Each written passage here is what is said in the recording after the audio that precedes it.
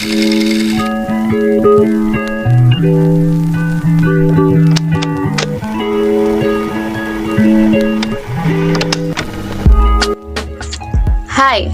a pleasant morning to everyone.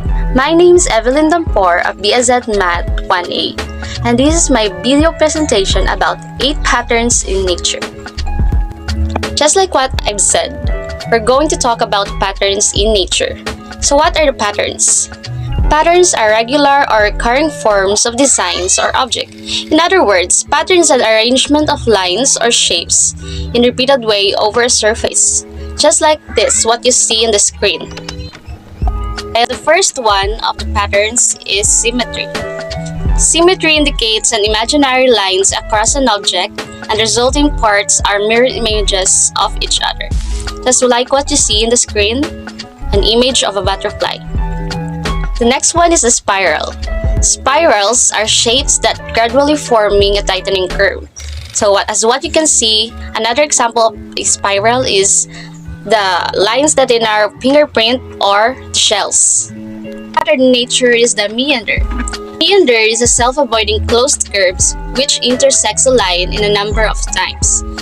So an example of this is the river. I'd like to call it the river waves. Pattern on nature is a wave. A wave is a propagating disturbance of one or more quantities. An example of this is an ocean waves. Also, you can have a sound wave as an example of waves. So the next one are foams. A foam is a pattern formed by trapping of gas in liquid or solid objects. So in liquid objects, what you can see is an example of a bubble. Another example of foam is a bubble that's trapped in a bubble wrap. Another example of pattern is a tessellation. Tessellations are patterns that are formed by repeated cubes or tiles. As what you can see, it's a rubric and it's a cube that is repeated. One is the cracks.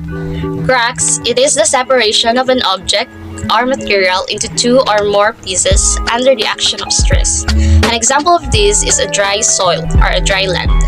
And the action of stress that causes for the soil to get dry or crack is because it is dry. The next one is the stripes.